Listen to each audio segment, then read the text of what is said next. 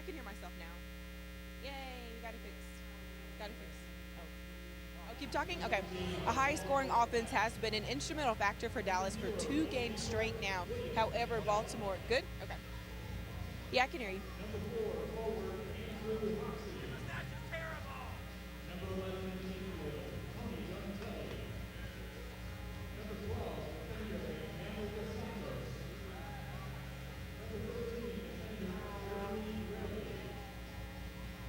Okay, you're going to have to repeat that because they're like announcing a bunch of stuff in my ear. So just a little louder. Yeah, come to you on camera for that first skill, like always. Okay. Yeah.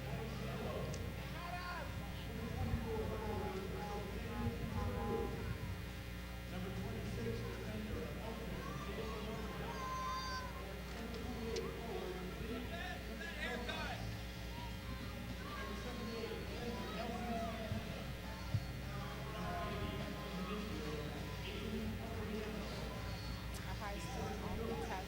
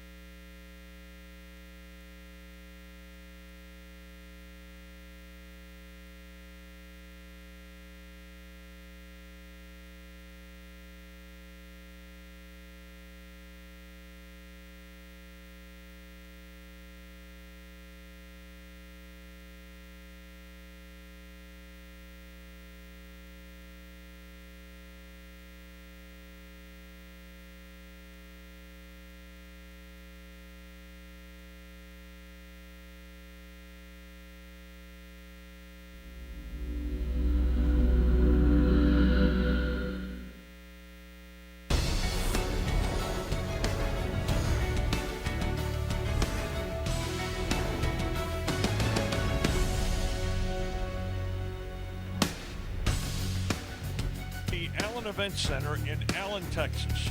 It's 2 of the iconic franchises in the history of indoor soccer in the United States meeting tonight. The Dallas Sidekicks entertain the Baltimore Blast. Hello, everybody. I'm Norm Hitzges. This is Pete Stein, who's alongside to analyze. And Pete, we talked last week when Dallas won against another comparatively easy opponent. They have 4 wins against lower-level teams in this league. They have 4 tough losses against upper-level teams in this league. If they're going to break through against a good team and put on a signature win, Baltimore's that tonight. Yeah, it's a great opportunity for the Sidekicks, and they know it, and they're treating this like a big game coming in here tonight. They came into the month of December with 4 games on the schedule. They want to sweep the month that they can, win 3 out of 4 at the worst. They've got a real opportunity tonight to prove to themselves that they're making the improvement that they think they're making in training. Dallas plays a deliberate early style. They possess the ball. They look for counterattack opportunities. They're very, very patient. Baltimore is exceptional defensively. Less than 3 goals a game allowed. Goals could be hard to come by tonight. Yeah, absolutely. This team had a shutout last weekend. They played Florida, shut them out 7-0.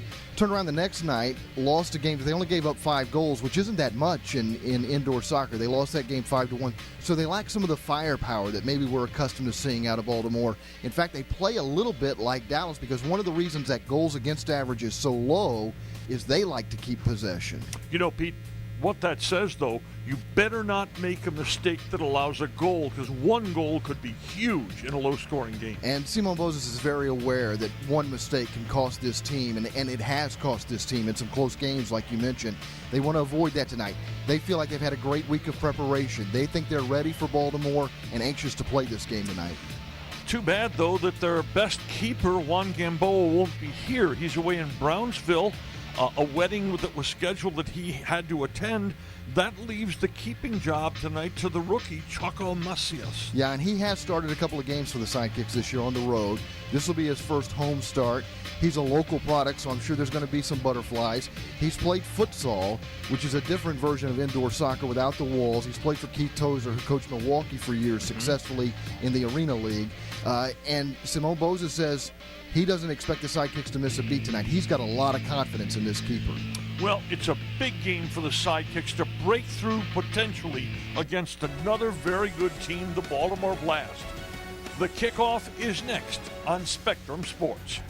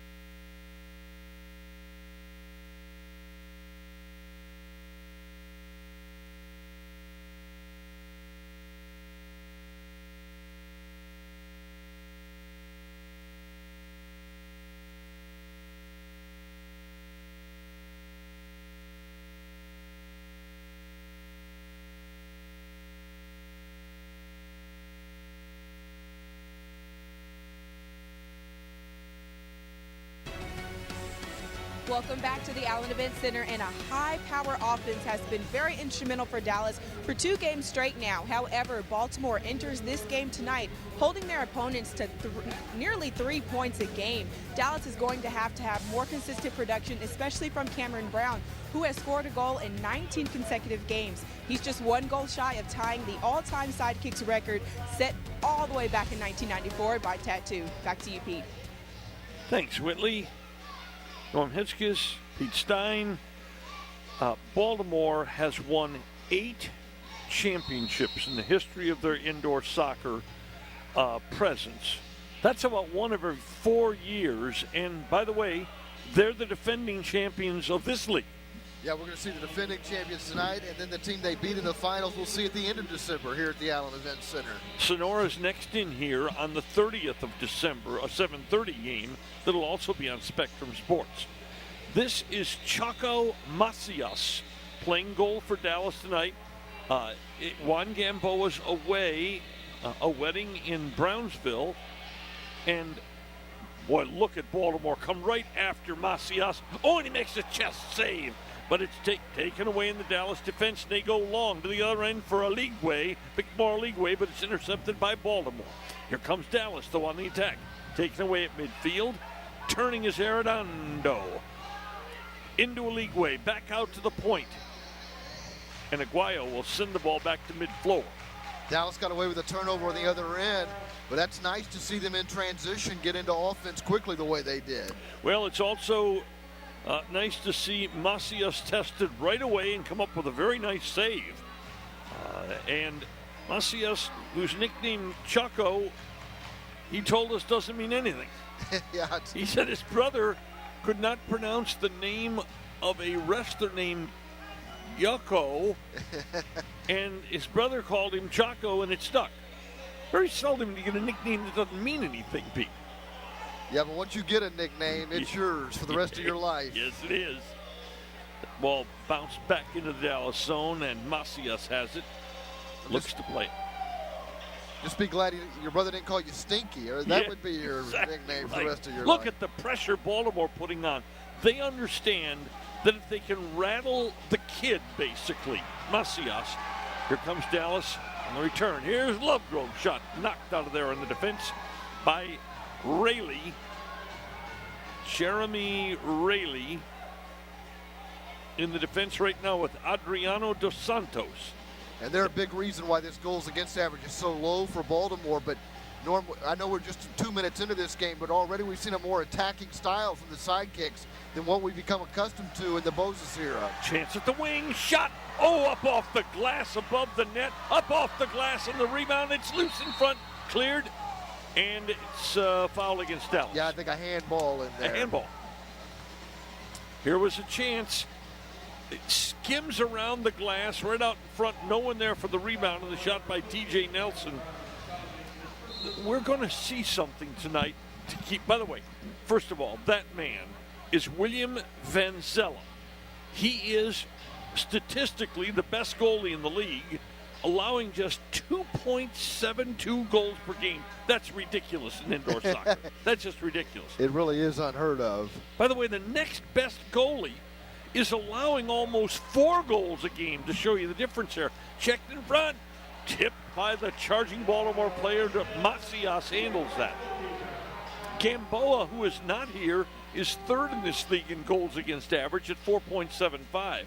Macias passed to mid-floor, challenged and won by Baltimore. Leagueway keeps the pressure on, knocks down the Baltimore player from behind, and Vicmore Leagueway, who leads the Sidekicks in fouls, has fouled a Baltimore player. Well, the real strength of Gamboa is when he distributes the ball, and that's where Chaco is really going to be tested tonight. Choco is going to be tested. The game officials tonight, Kyle Atkins is the senior referee. James Mills is the referee. The assistant ref is Kyle Bourne, and the 4th official is Jody Pinkerton. That's a good name for someone in charge of keeping order. Right? Right. I hope we don't have any mysteries that he needs to solve here tonight. I agree. What do we have here? We've got signals to Venezuela. We're going to take a break here as the officials are discussing something at the penalty area. We come right back. We're only 3 minutes deep in this one, scoreless.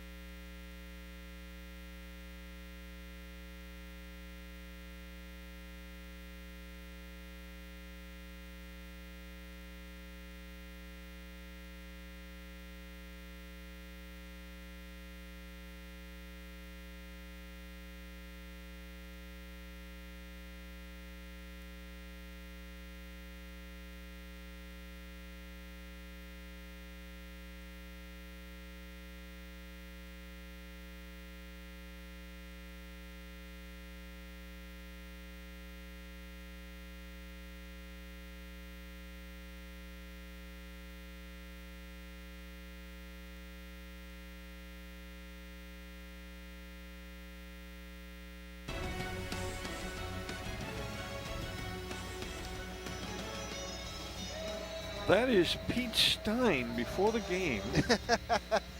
Doing double duty tonight. By the way, we have a situation here you've never heard of in a professional sports game before in your life. The question there was the soccer ball underinflated, Pete? Hopefully they got a properly inflated ball here and we won't have a big controversy. Hey. Somehow we've got to blame this on the Patriots. Well, you know, supposedly it was the Baltimore Ravens that narked on New England. We've got Baltimore in town tonight, so. Yes. Well, it's a free kick for Baltimore. It'll be taken by number 78, Nelson Santana.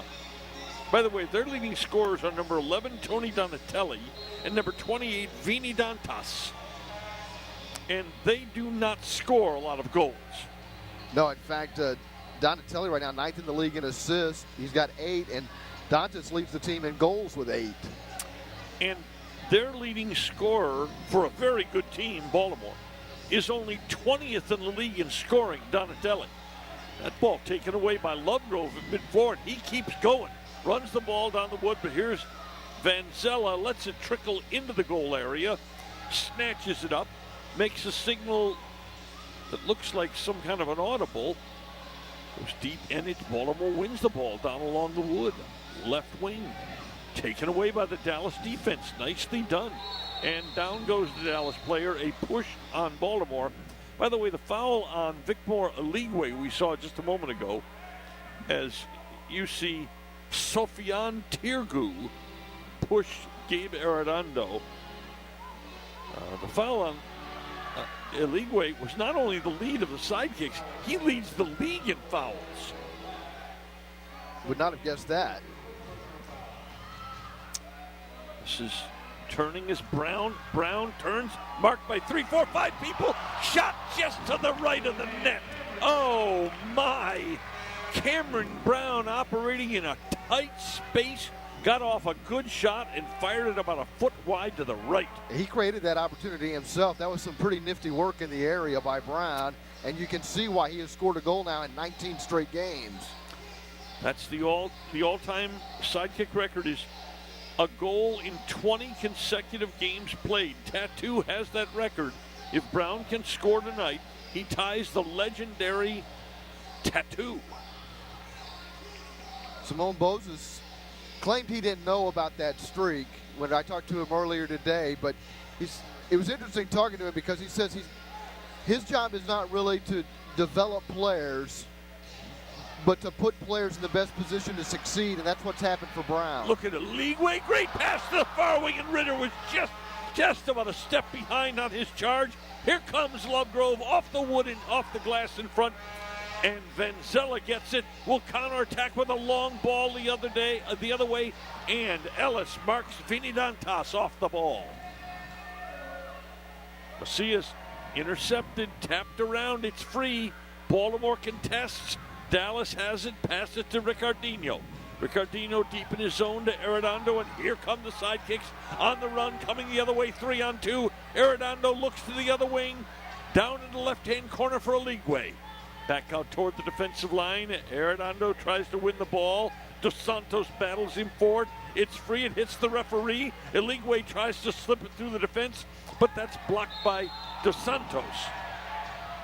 And there is another foul on Eligwe.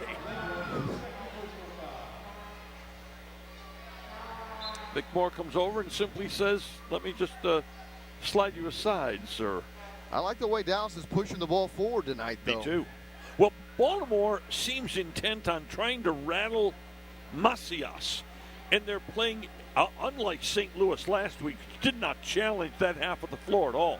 Baltimore's all over Dallas, and it gives Dallas counterattack possibilities. Yeah, Dallas, Baltimore is also sending that early ball in. We just saw it there.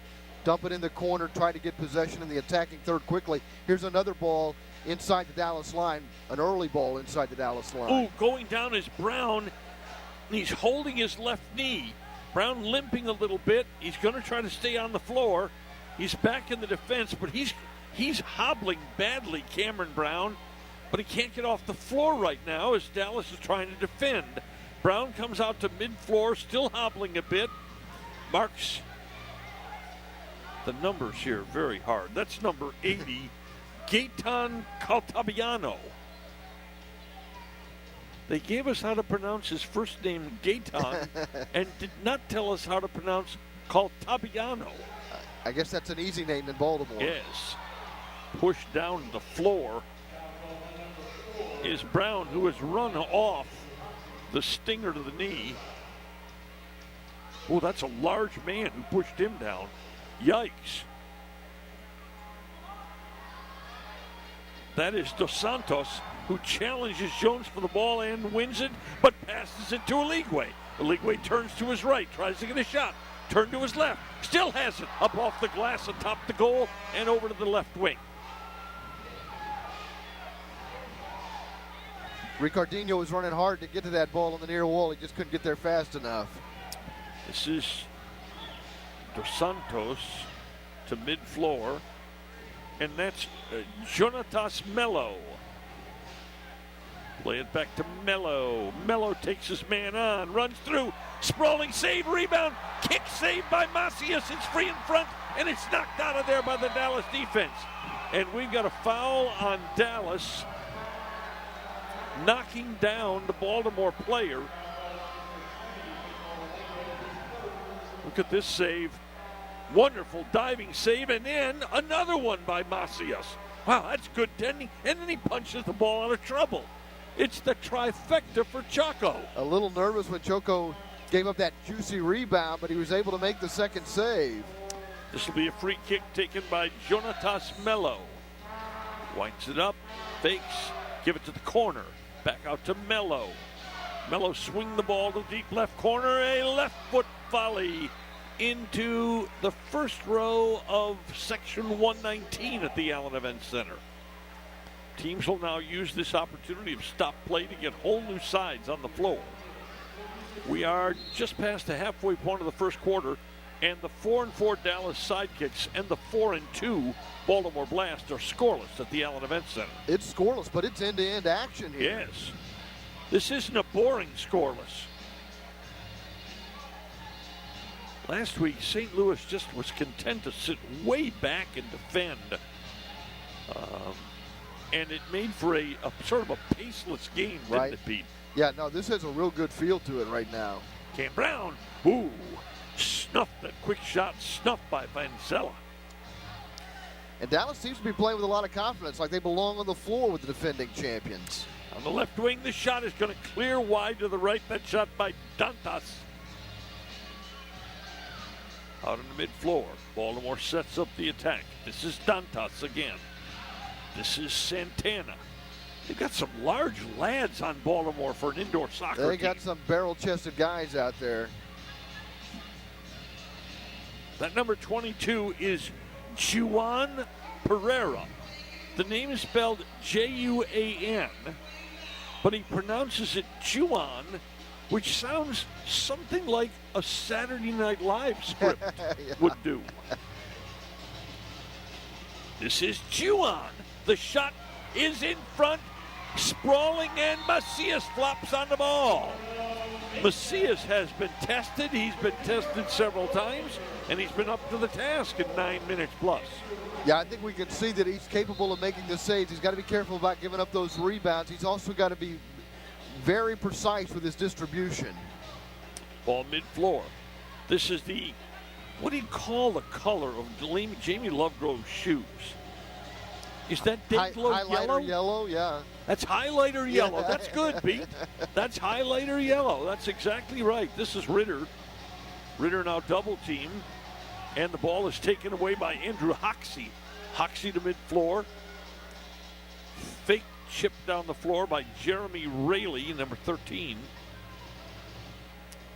And Baltimore looks to set up. They're playing one man as a target and 4 men in mid-floor. They change a man, they go to the target man deep. That's Tirgu. Tirgu marked off the ball by the Dallas defender. That's TJ Nelson down there doing some good work too. TJ Nelson's been getting better and better with playing time.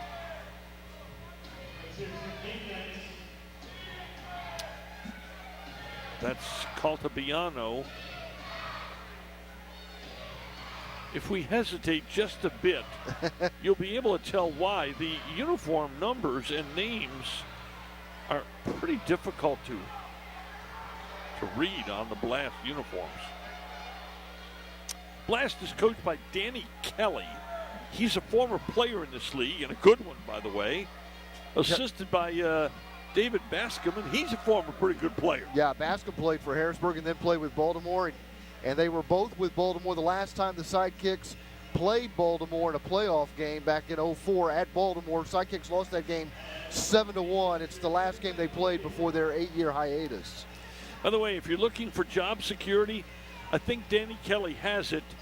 He's coached Baltimore to championships in 08, 09, 13, and 16.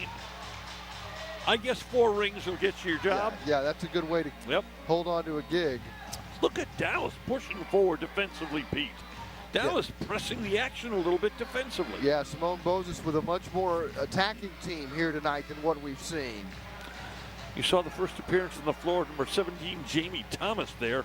Going to his right, back heel shot. Macias with a chest save. Yeah. You know, that youngster's had 11 really good minutes here. Absolutely, and he's played futsal, which is a fast-paced game, so and he's had a couple of road starts here tonight too, and whatever butterflies he might have had early, those should be gone now. Yes, and by the way, if you're saying, well, he plays futsal, well, realize he was on the United States World Cup qualifying team in that sport, played in Costa Rica a couple of times, and he was the youngest player on that team. And they almost qualified for the Futsal World Cup. By the way, the Baltimore Blast is missing a really, really, really good player. As Pereira runs and is knocked down by Arredondo, who simply takes the ball away. That was a good shoulder charge. Yep. There's a whistle, and the player for the Blast that's down, I believe, is Pereira. Is that 22? I believe that is Juan Pereira. And we're going to have some trainer assistants come out. Yeah, they may have to check him for a concussion if he's holding the back of his head like that. Well, he did at the end of that collide with the LG sign on the boards here. Yeah, the hockey players have a helmet on when they collide with that board, not the indoor soccer players. Here comes the assistants to check Juan Pereira. We are scoreless with 2:36 to go in the first quarter of action from the Allen Event Center between Baltimore and Dallas.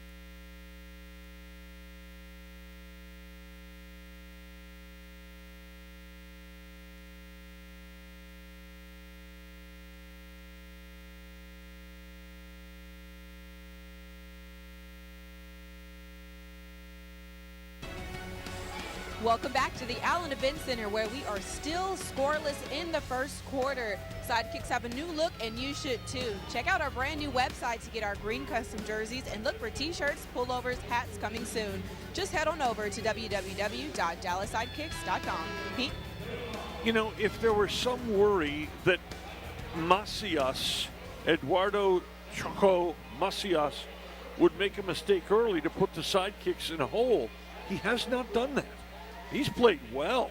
Yeah, when I talked to Simone Moses this morning, he was not at all worried about this young man's ability, and he was very confident that he would play well tonight, and he has early.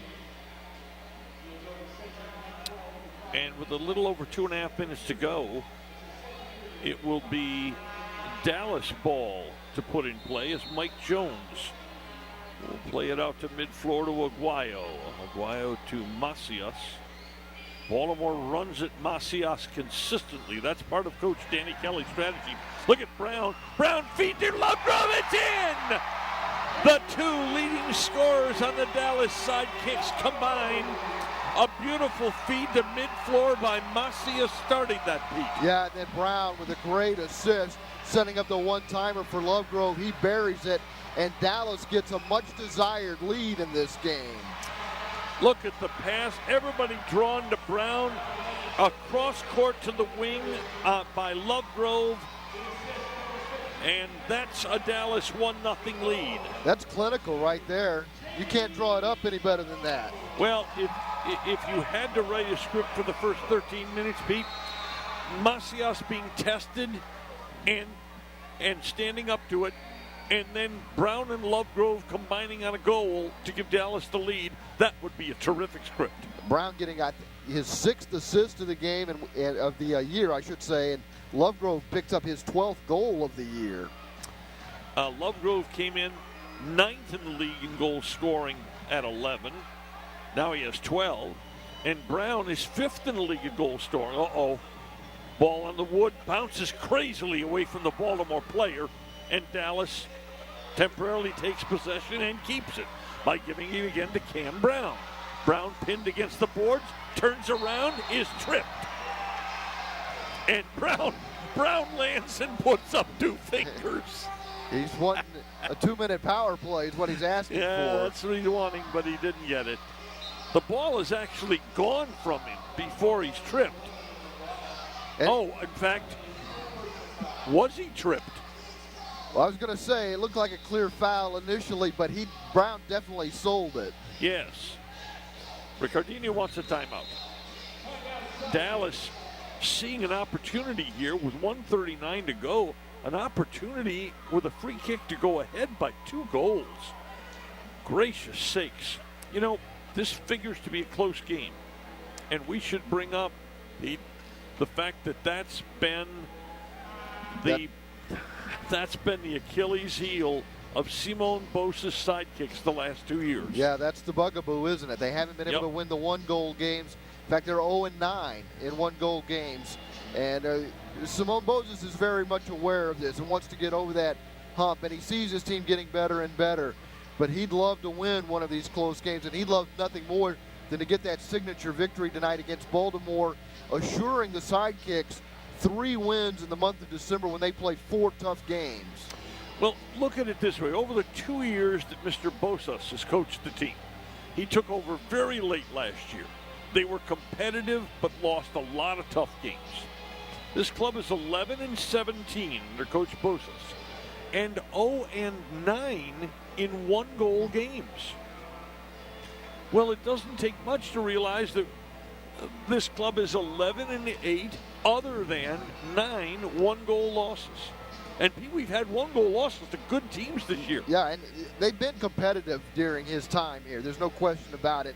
And they've played well against good teams. No, they have a 1-goal loss to 4-2 Baja, a 1-goal loss to 6-2 San Diego, and a 1-goal loss to 5-3 Tacoma. Shot blocked the Baltimore defense. Ellis stays after it, can't get it. Ball chipped ahead. This is Juan Pereira on the run. Double teamed it. Ricardinho takes it away, and yes, Dallas has possession. It's knocked loose at mid-floor, though. This is Dantas. This Baltimore looks to counterattack.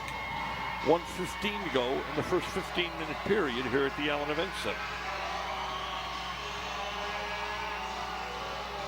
Ball deep right wing. This is Dantas. Holds the ball. Ooh, in front. And I don't know if the Baltimore players saw the ball coming through there. Here on the run is Nelson, and he gets to it first, and he's in front, and the shot is saved, and the rebound is in! Eligwe! That play made by a spectacular run by T.J. Nelson. Unbelievable work by T.J. Nelson, first on the defensive end, and that creates this opportunity. And Nelson comes out of the back and creates this opportunity for Eligwe. Look at Nelson. Take the shoulder check and keep coming. Vansella does a great job stopping the shot by Nelson, but the net's empty if Eligwe can get it through the defense, and he does. And it was Nelson who deflected the ball in the area to start the break himself. It was a one-man fast break, essentially. What a terrific play. And a great job by Eligwe to follow and be ready to put that ball in the back of the net when he got the chance. By the way, Eligwe is a guy who scores goals, but he has a lot of problem, much like Jamie Lovegrove at times, shooting the ball on net. And that one, he made no mistake. Ball in front, not deflected, and then it rolls to the feet of Macias. And Dallas, with 17 seconds to go in the first quarter, Macias goes to his left foot and distributes. Dallas simply trying not to give away a bad goal here. Good job on the wood. Good job holding the ball down there. Very good job, and the quarter's going to end. What a great job of simply holding the ball the last 12 seconds or so down along there by Ray Aguayo. This may be the best quarter that the Sidekicks have played in the Simone Moses era. I agree. And after one quarter against a quality soccer team, Dallas on goals by Lovegrove and Eligwe lead the Baltimore Blast by 2.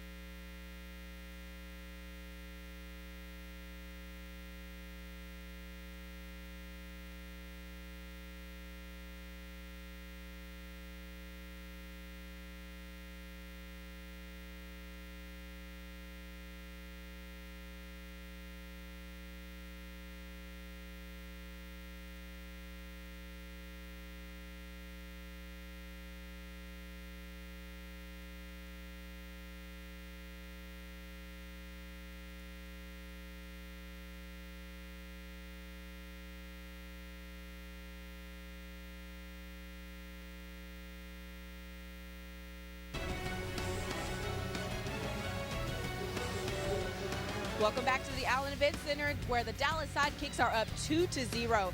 Celebrate the new year early with the countdown and ball drop celebration at a Sidekicks game, December 30th at 7:30 p.m., sponsored by Republic Title. Start the new year off right with the Dallas Sidekicks game.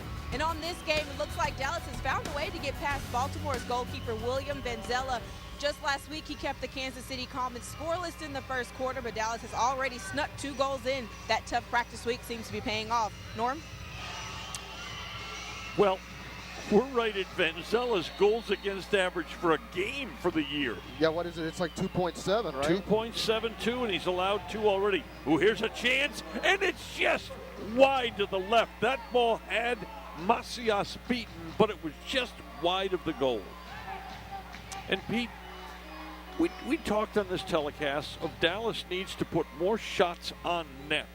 Oh, there's a trip, and that could be 2. Did he reach for the? Oh, I thought the referee Mills reached for the card, but he did not. We've talked, Pete, of Dallas not putting shots on net. Lovegrove has 62 shots this year, 11 goals. 11 goals is good. But Brown is efficient because he shoots on net. In 46 shots, Cameron Brown has 15 goals. That's very good. Aligwe and Lovegrove are very, very good offensive players, but they've got to shoot the ball on net more, and guess who got the first 2 goals? Lovegrove and Aligwe. Yep. Who shot the ball on net. And we got a yellow card against Danny Kelly. Unsportsmanlike on the Dallas bench, but on the Baltimore bench. On the Baltimore bench, I think it's Kelly. Yeah, it is Kelly. There's no doubt about it. He's saying, oh, I see. I read Kelly's lips. He's complaining that down here that should have been a penalty on Dallas. That it should have been 2 minutes. And by the way, I have a hard time disagreeing with him there. That could have easily been called, because it appeared to me that referee Mills reached for the card. Yeah, that probably got him in trouble with the coach as well, because the coach probably saw the same thing. Oh, now, look at now. Kelly working. Oh, and I don't think the answer satisfied Danny Kelly. What do you think, Pete? Very seldom do those officials satisfy the coach when he's that heated.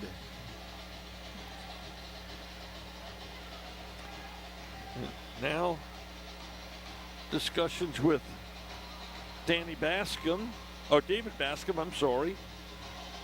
That is Vanzella with Kyle Atkins. Wow, a lot of talking to officials here. Ball down the wing. Ricardinho will start the other way. He goes down, and Binning wins it back to Macias. Macias to Ricardinho to Macias. They run at him. To Binning. Baltimore keeps pressuring, pushing the Dallas defense back. Macias to midfield. And Dallas keeps the ball and goes down the wing with it. That is Arredondo trying to get the ball away from Centena. I thought Dallas might make a change there, but they keep the same personnel. This is Aguayo, who seldom ventures down the floor like this.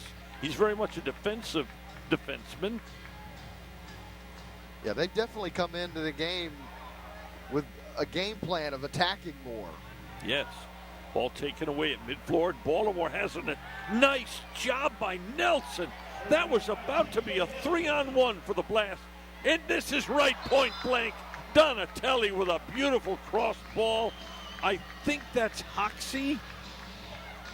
Let me see if yes, that's Andrew Hoxie. That was Tony Donatelli, who is their leading scorer. Across to Hoxie, and nothing Macias could do there. Nothing at all. Well, we've had a couple of really nice goals in this game with some well-placed passes to set up the goal score. Dallas leads it now 2-1. This Baltimore's gotten on the board here. Boy, are they pressuring, and there's a giveaway. It wasn't Macias who gave it away, but here comes Baltimore, and a shot through traffic and in the goal. And all of a sudden it's tied. That's Jonatas Mello. I believe that's going to be unassisted because Dallas gave the ball away off the boards, and it takes Baltimore 2 minutes and 18 seconds. Mike Jones just passed the ball off the wood, and there was no one there. Yeah, they scored the first goal at 2:04 into the second, and with 12:42 to play, just like that, they get the equalizer. But, hey, sometimes that's the way indoor soccer is, and we knew that a 2-goal lead wasn't much. Boy, Dallas loses the lead very, very quickly, though. Well, those goals come 14 seconds apart. Wow. There's Jones in the wing, running left side. Takes on the Baltimore player, stutter steps. Going to play it back to mid-floor to Nels. But if you're Dallas, you don't want to get your dauber down here. You No. played really well. Shake it off. Just keep playing the same kind of style of soccer you've been playing. Baltimore keeps up the idea of running at Macias whenever the ball is passed back to the rookie keeper for Dallas. And this is Macias venturing out past his line. Good ball up to Cam Brown. Well, and that was a good play by Nelson, playing the ball into space for Macias. Yes. Jamie Lovegrove, TJ Nelson. Macias again. Out beyond his defensive line, but his pass is intercepted, but Dallas gets it back. Lovegrove on the right wing. Diagonally to Brown, left corner. Plays the ball off the wood. Turn, leave it to Lovegrove. Back to Nelson. That's well done by Dallas. And what makes that effective for Dallas is Brown's first touch of the ball off the wall. Would have been really easy to turn the ball over there and give up a counterattack, but Brown has really improved his first touch over the last couple of years. Cam Brown is developing into a very, very fine scorer. That pass forward, Cam Brown and the Baltimore player bump, and down goes Brown. Oh, and Brown needs to stay out of this. Dantas, yes, he needs to stay out of it. Because Baltimore would love nothing more than to get him in the penalty box, or worse, get him ejected out of the game. This is Ritter now going to the left wing, and Ricardinho. Nelson. Brown goes down. That looked like a bit of a flop by Brown, quite honestly, and then a foul on Brown, who's been a tad out of control the last minute or so. And Brown will flop. Yes, he will. Wait a minute. Oh, yes, I was going to say Ricardinho is going to play. Yeah, wrong team. But, you know, I had a lot of long conversations with Tattoo about flopping, and he thinks it's an effective tool to use to get those calls. I think it's one of the reasons why. I don't think you can have it both ways. You can't be out there flopping and then complain about officiating. Exactly right. Exactly right. The long ball headed into the corner where Mike Jones will play it. Up the wing. This is Dantas. Very good player. This is Pereira. Dantas. Back heel through the defense. No. Goes up to mid-floor. Down, and another foul on Iligwe. I think that's 3 on Iligwe. That's 4 on Iligwe.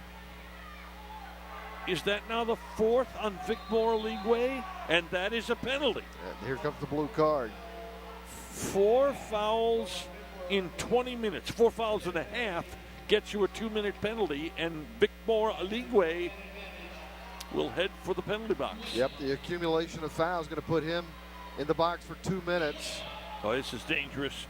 Baltimore's just quickly rallied from down 2 to get even, and now Dallas, which, by the way, has a good penalty. They've been great on the penalty kill, and yeah. Baltimore's not setting the world on fire with their power play. They're less than 50%, I believe. Dallas has killed 16 of 22. By the way, if you get 6 fouls, and Iligwe's already got 4, if you get 6 in a game, Pete, you're ejected. They need Iligwe to stay in this game. Yes. Nice. Brown challenges, slides, takes the ball away, and gets it back to Macias to the wing. Back to Macias. Dallas trying to kill some time.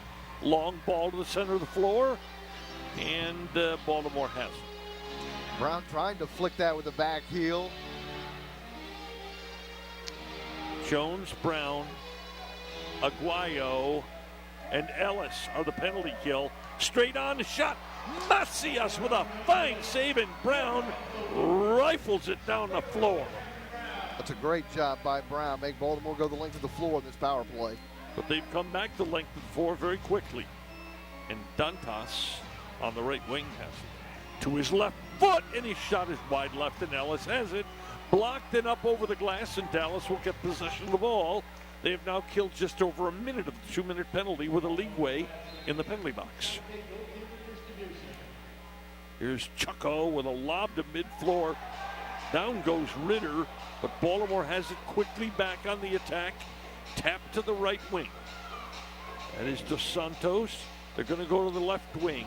In the middle for the man, Hoxie, taken away by Dallas. Jones will trickle it and lob it to the right wing off the glass. Dallas doing a great job of killing some time here. There's just a half minute left in the penalty to Eligwe. Pretty nice chip by Jones to Ritter. Too bad Ritter couldn't hold it for a little longer. Ball on the wing again. Turning back. And we'll lay it back to Mello. Mello to Dantas. And he sneaks it under the crossbar with a bullet from the right wing. And suddenly, on that blast, the blast leads. That's a clinical strike from the side boards. He roofs this goal. Does a nice job settling the ball, and nobody's going to stop that. I don't care who the keeper is. That one's a goal. That is, I believe, going to be Dantas from Mello to make it Baltimore 3-2. Wow, this lead disappeared, didn't it? It didn't take long for Baltimore to come to life. Now, no. This is a Baltimore team that's only been averaging a little more than 5 goals a game. So to see them get 3 goals this quickly is a little bit disturbing. That was a fine shot by Dantas, though. And boy, they continue to look at the pressure Baltimore is exerting coming forward. Baltimore really runs on defense, Pete. Oh, no question about it. Almost, yes, it is a giveaway.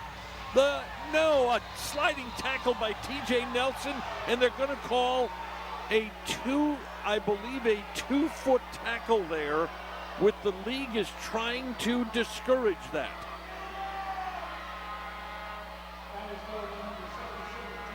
It was a sliding, and now it's going to be free kick from a very dangerous area for Baltimore, and Dallas is going to form a 3-man line with 2 to the side. A timeout by Baltimore. The Blast wants to talk to head coach Danny Kelly, who in his 10 years here is 137 wins and 62 losses. Wow.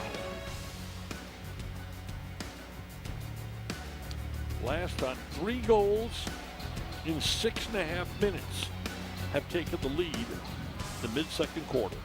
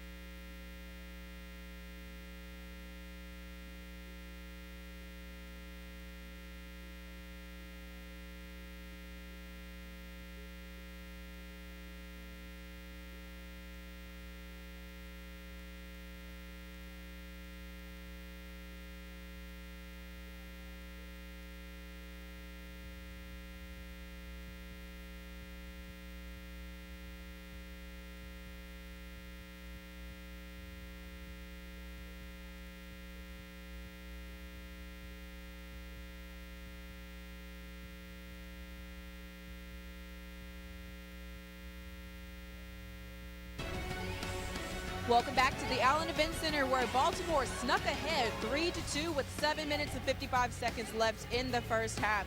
Learn from the pros. Sidekicks Winter Camp at the Real Soccer Center in Carrollton is December 27th through the 29th, and it includes a shirt, a ball, and free Sidekicks tickets to any remaining game.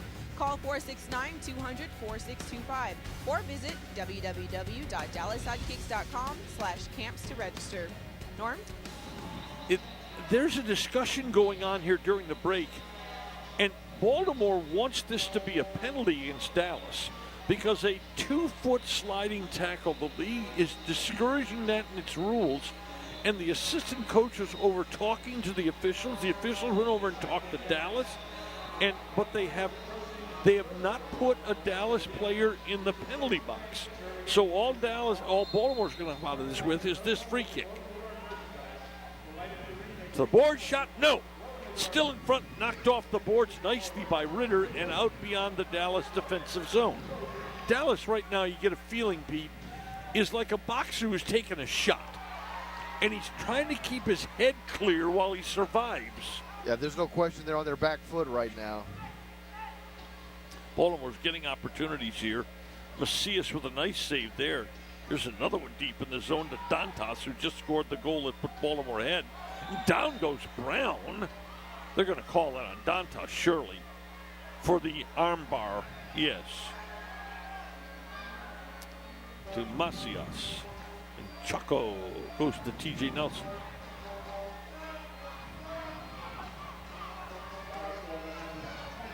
Boy, Baltimore has everybody up, pressuring Dallas, hoping to get a cheap giveaway here. And this is what Dallas thought they were going to see from St. Louis last week, so they've really been preparing for this for the last 2 weeks to face this high pressure. I think Baltimore's strategy is also based on the fact that the kid's playing goal, quite honestly. And they're hoping at some point in this 60 minutes, Pete, he'll make a mistake. There's the ball in a wing, Baltimore attacking again. This is Rayleigh. And pulling it back out, Baltimore will reorganize the attack to Dos Santos. Yeah, and you see Baltimore's strategy changing a little bit here now that they have the lead. They're just playing a little bit of keep away, what we've seen Dallas do so often here at the Allen Event Center over the last 2 years. This is Hoxie, another fairly large player for indoor soccer. Yeah, they're growing big in Baltimore. This is Dos Santos. And this is Rayleigh, who does not suffer from triskaidekaphobia, which is the fear of the number 13. Eligwe off the bench, and he's got to be very careful. Who's going to get him? He's already had 4 fouls. Here on the wing, the shot from the wing up over the glass and up into about row 11. Bounces across a couple of sections and is tossed back on the floor. 5:55 to go. Second quarter, and it hadn't been a very good one for Dallas. Leading 2-0 after 1. They've surrendered 3 goals here to Baltimore. Yeah, Macias got to be careful on that throw. Yes. Not to throw those balloons like that. This is Vanzella, their keeper. Very good keeper. Number 1 goals against, number 2 in save percentage in this league. And coming across halfway to begin the offense. Ball in the glass in front of Eligwe does a good job of clearing that out of trouble. By the way, I started to mention this earlier. Pete, the blast is about to get better. Pat Healy has just been re-signed by them. He's been the defender of the year 2 years in a row. And they finally got the contract done with Pat Healy. Look what they're doing defensively without him. Yes. Boy, oh my. Yeah, imagine getting the defender of the year back on the best defense in the league. Eligwe plays back to Aguayo. Chip it to Ricardinho. Headed to Ritter. Ritter back to Macias. And he will come out of his zone unmarked. One of the few times Baltimore ran, well, they were changing on the fly. Now they run at him again. Ritter went across the stage earlier today, right? Now he's running across the field to get off. Ritter this morning graduated from Texas A&M with his master's. Look out. Can you imagine there? Here's Brown. The shot is wide left. The header. It's wide right. Cam Brown almost pulled off a spectacular goal. That was a flop by the Baltimore player right there. This is Macias. Boy, Brown with almost an individual highlight reel goal. Ritter, Baltimore pressures, ball back to Macias. For a moment, no one runs at him. Ricardinho, Macias, mid-floor for Brown. Great job by Brown. Nice job, controls the ball. Dallas changes it on the fly, gets Lovegrove out there. Dallas starting to get a little bit more of the possession now.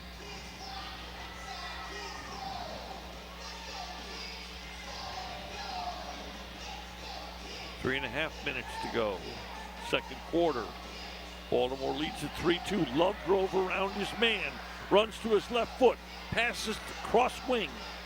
But it was behind Arredondo, who will circle out. No, not Arredondo. I believe that's Aguayo. He was calling for the ball earlier than that. I think Lovegrove maybe should have shot with that ball on his left foot like that. Yep. Lovegrove. That's Videla. I'm sorry. That's Videla on the floor for the first time tonight.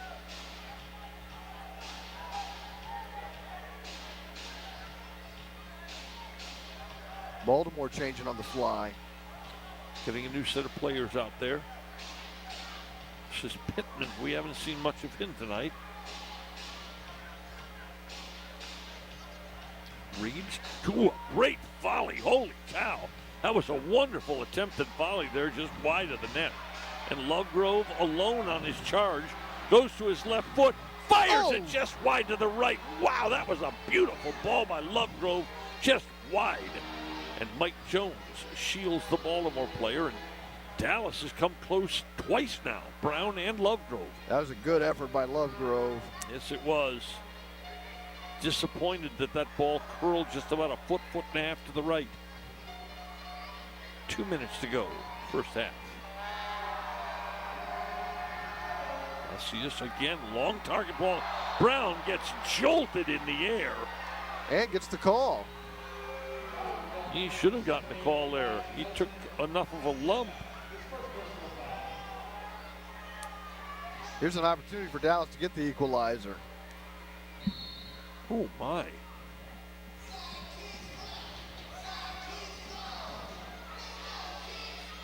This is Nelson left wing, dances.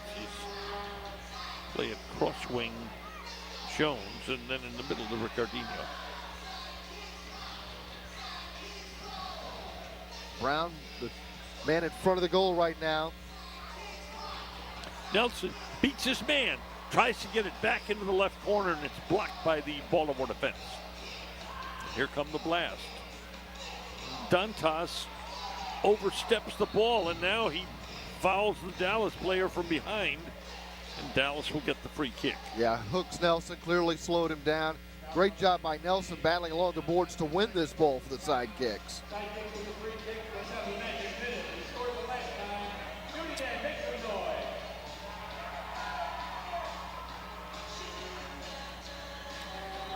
We got another one of those tight one-goal games against a good team, Pete.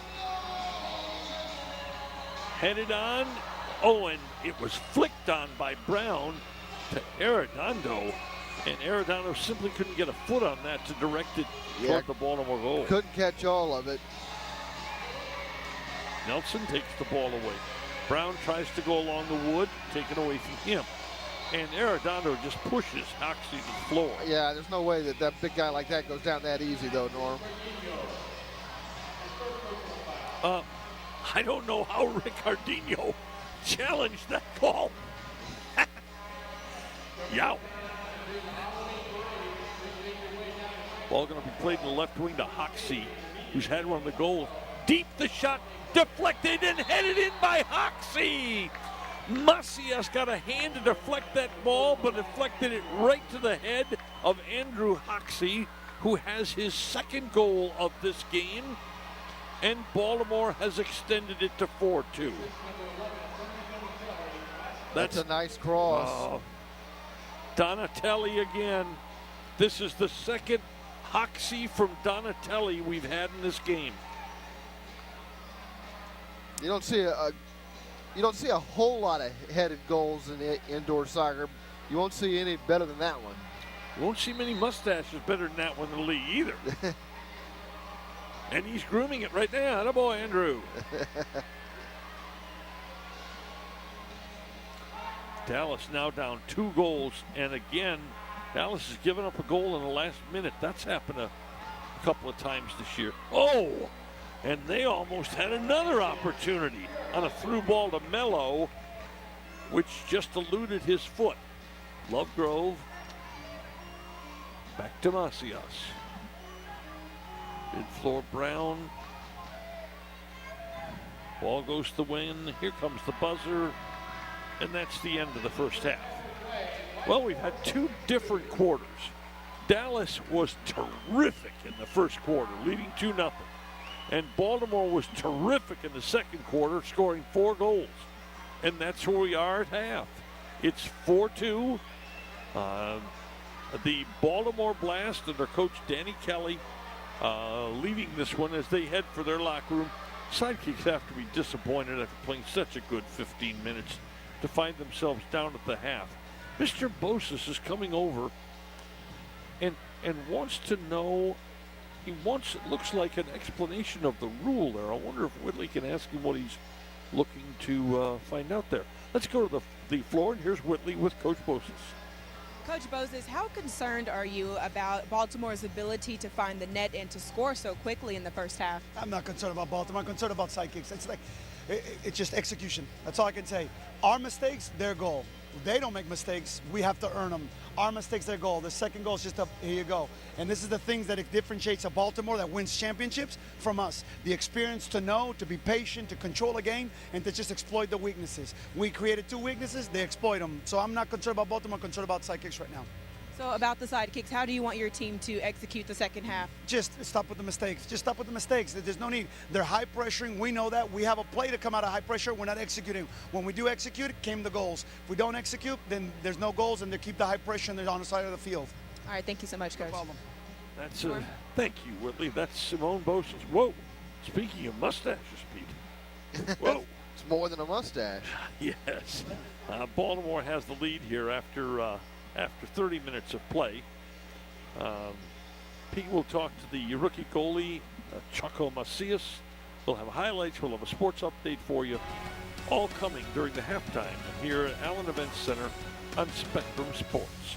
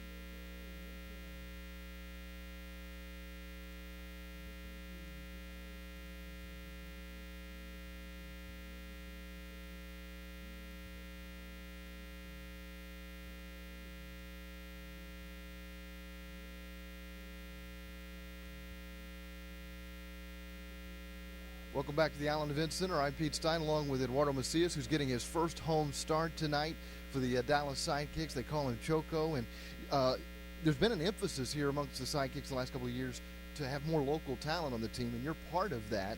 You grew up in Dallas, right? Yeah, so I grew up in Dallas, in Oak Cliff. So I've been in this area for a long time, and finally I got the opportunity to be a part of the Dallas Sidekicks team, and it's been a great privilege. It's been a long work, starting back in August, and just trying to fight for my spot, and then just supporting the team in any way I can, and so we're here now. Growing up, did you ever get a chance to go see the Sidekicks back in the heyday? I actually did back in I think my last game was 2000. I was 7 years old. Tattoo was still playing. It was back in the reunion arena way before they tore that down. But it was a good experience, and little did I know I would eventually represent them and play for them years later. What got you interested in soccer? Oh, well, my dad, I come from a Mexican culture. My family's all from Mexico, so we're extremely passionate about it. And just I think I started when I was 3 or 4, and little by little I started growing a passion for it, and now it's just something that it's a big part of my life, and it's a big part of who I am. So what's the difference between playing outdoor soccer in the goal and playing indoor goalie? It seems like it would be a nerve-wracking position.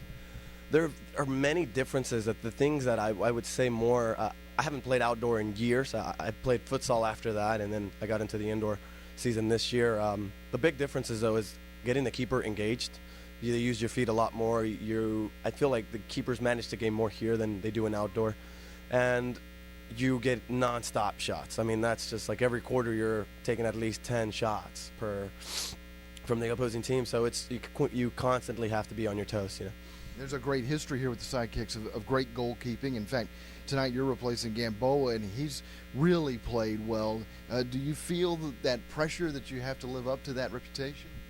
There's a little bit of pressure, especially me being young, and like you said, history of goalkeepers. I personally know Sagu very well. I trained with him a couple years ago, and like you said, he was also a legend. And Gamboa has been on the team for 2 years and has been guarding the goal very well. And so there's a standard to meet, and I think that's why it is a little nerve-wracking, but also have to have confidence in what I've been doing and the things that we've been accomplishing in training. So just to put that out on the field, so just little by little. You mentioned training under Sagu. Of course, he's a fan favorite among Sidekicks fans. What did you learn from Sagu? Intensity, engagement. I mean, he was never not once, I believe, was he ever distracted. I mean, he was just engaged the whole time, and he's very competitive, extremely competitive. Even in training, sometimes I would feel the quickest and the fastest when I was training in goal, but he would always just push me more, push me further. And at that point, I would get a little aggravated, but it helped me to get better and better and better. Talk about getting better and better and better, and I know that's what Coach Simon Bozes is hoping that the Sidekicks are doing. Do you see that in training, that this team is continuing to improve? Absolutely. Comparison, when I started, I think in August, we were going sessions once a week on Thursday, and then we amped that up to three times a week, and then sometimes 4 times a week. So consistency, I think, is the basis that we've been building on, and just keep going. And every player that's on the roster and players that haven't been playing are all fighting for a spot, so that makes the trainings extremely competitive as well. So that also helps coming into competition for the speed of play, and you have a taste of what it's going to be a little bit like. Eduardo Macias, it's great to meet you. I hope we get to do this many times over the years. Thank you. Thanks so much. That's the Sidekicks goalkeeper tonight as they take on the Baltimore Blast, and our coverage continues from the Allen Event Center after this on Spectrum Sports.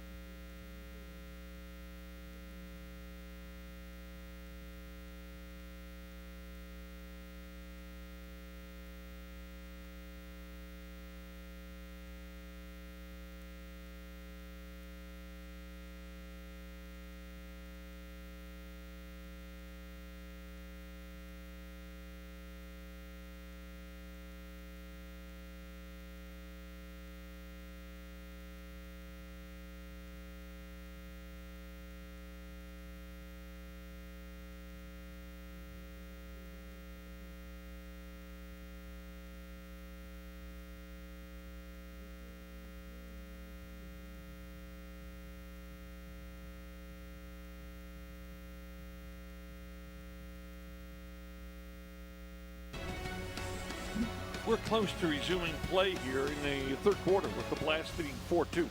Let's give you a quick look at what happened in the first half of this game. First quarter was great for Dallas. The keeper, the rookie, Macias, was very good, Pete. Yeah, gives up a rebound here, but he stays with it. Ends up making 3 saves down here. And then Dallas gets a goal. Brown to Lovegrove. That's a great pass from Brown for the one-timer. And then Nelson makes a fabulous individual play, and Aligwe gets the goal. But all of a sudden, second quarter and floodgates open, Pete. Yeah, as soon as we changed the quarters, 14 seconds apart, Baltimore scored 2 goals to tie it, and it didn't take long to take the lead when they got on the power play. Macias continued to make fine saves. There was one there, but the rebound goes to Hoxie, who heads it in. Hoxie had 2 of the 4 goals for Baltimore in that second quarter. Hoxie, Mello, Dantas, and Hoxie to give Baltimore a 2-goal lead after 30 minutes. So all the goals have been scored here one end, right? Right in front of us. And Where's that's that the end Dallas is going to here. So, Pete, one of the difficulties, certainly not an impossibility, one of the difficulties you have here is the visiting team tonight is extraordinarily experienced at playing defensive indoor soccer. well, and that's Simone Moses emphasized that he's playing an experienced team. He said not only are they experienced, they're experienced guys in their mid-20s.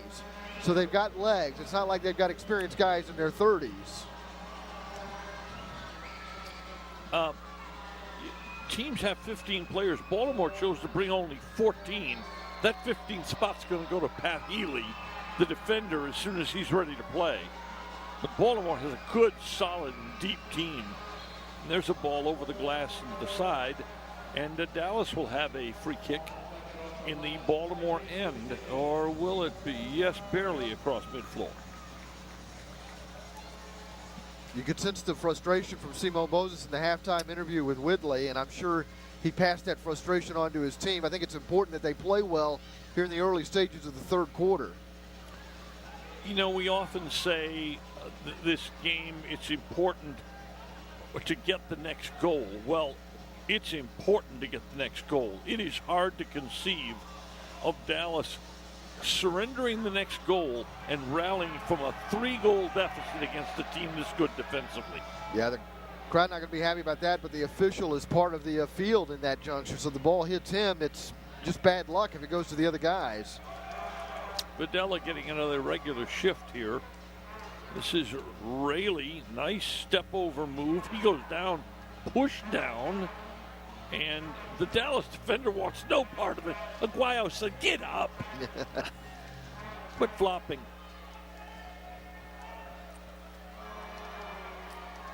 This is Santana and Caltabiano. Ooh, there's an off the crossbar. Dallas barely survives not giving up the next goal there. It was a well-designed play by Baltimore. Dallas just lucky it hit the crossbar.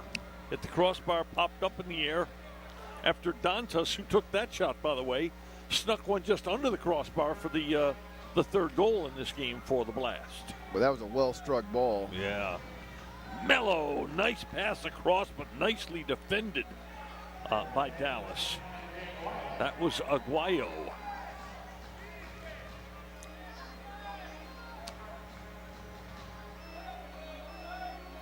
Well, one of the reasons Dallas got off to a 2-goal lead in the first period was they played good defense.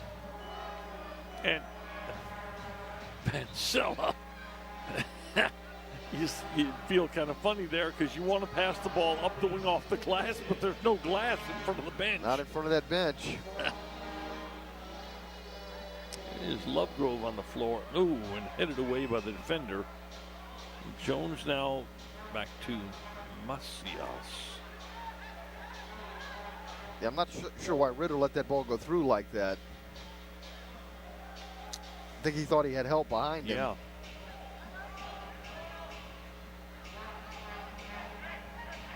Lovegrove chasing here, trying to cut off the pass back to the keeper. Doesn't. Here's an opportunity. Turning to his left foot, and it's in front, smothered. The shot blocked in the Dallas defense by Dos Santos.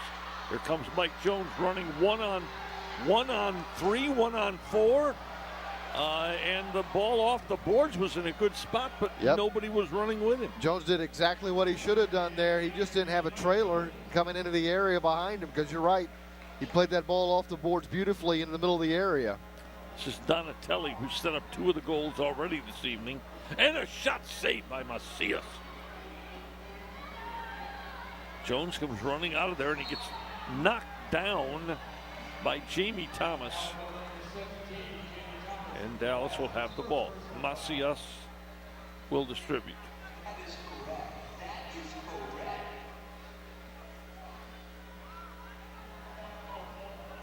Here's Lovegrove looking to get some space in the wing, but Now that's a sliding tackle, isn't it? It is. We saw Brown get away with one earlier.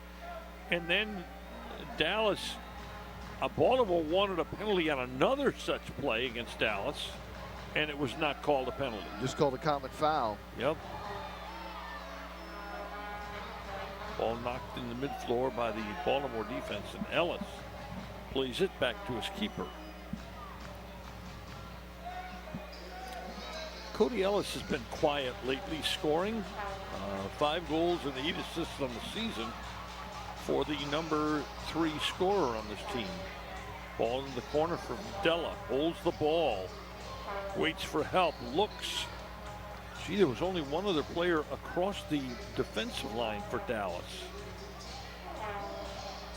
Now Dallas will try to reorganize with again Videla as the target man. And Videla now leaves, and Brown comes on the floor. This is about the most firepower Dallas can put on the floor. Brown, Lovegrove, and Ellis all out there at once. And oh my.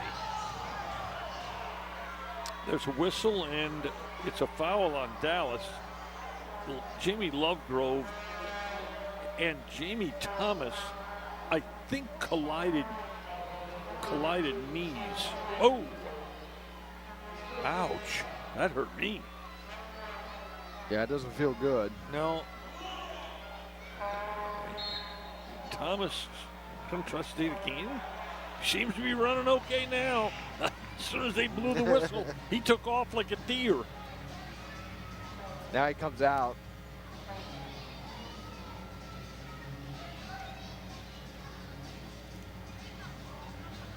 Long ball lobbed on the wing, deep in the corner.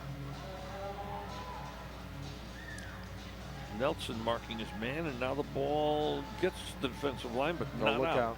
Look out here. This is Mello. Oh, curls that blast about maybe a half a foot wide. Here come the blast again. This is Rayleigh. This is Mello. Mello shot saved by Macia. That's a good save right there. Yeah, that's a pretty good shot by Mello. He found a little opening between 2 defenders there, and Macias did a good job batting that one down, winning the ball for Dallas. Yes. That was, in hockey, they would call that a partially screened shot. That ball hops over the glass, and it will belong to Baltimore to put back in play. We played almost 6 minutes of the third quarter. We're scoreless here. Baltimore's 4-goal second period. It brought them from down 2-0 to up 4-2 is where we stand right now. Joko's just glad it was Baltimore's ball down at their own end. He nearly turned that over and gave up an empty netter.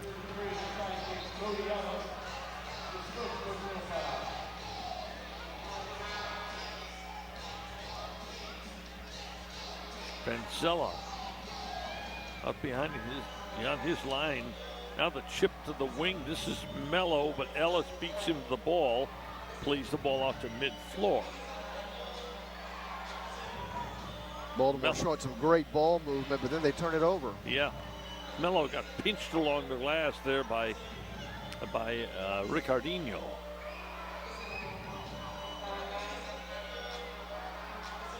Macias, by the way, as you found out at halftime in the interview from Pete, has worked a lot with Segu. Himself a really good keeper in this league for a long time. And there's the push against Videla, who then kicks the ball off the wood. Videla unhappy because if he'd have gotten away with that, he'd have been in the zone on the run. Yeah, Choco talking about what he's really noticed most about Sagu is his intensity, and boy, he was an intense keeper. Yes, he was. And he was almost like another coach on the field. And in indoor, it's important that your goalkeeper has that high IQ. Well, Sagu was not at all reluctant to tell you what he thought you may have made a mistake on. And by the way, that's what a veteran keeper will do. And Sagu, not all the time, but he would be very blunt in saying, hey, Oh, yeah. what's happening here? Ball skids along the wood there, the edge, goes down deep in the left corner. It's Baltimore attacks. Ricardinho kicked from, was there not a whistle there? No. Shot, and Macias covers that up. That ball almost slipped through Macias' feet. But the rookie makes another solid play. This is not his first start. He started 2 road games in El Paso.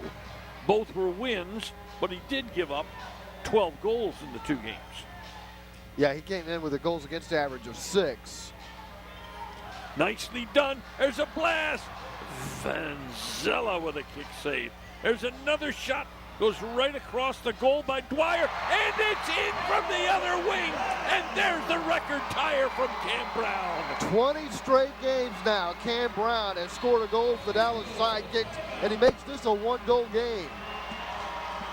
Cam Brown that was O'Dwyer's first shift tonight that I saw, and he creates a goal. Cam Brown gets it, and the Sidekicks are back within 1 at the Allen Event Center.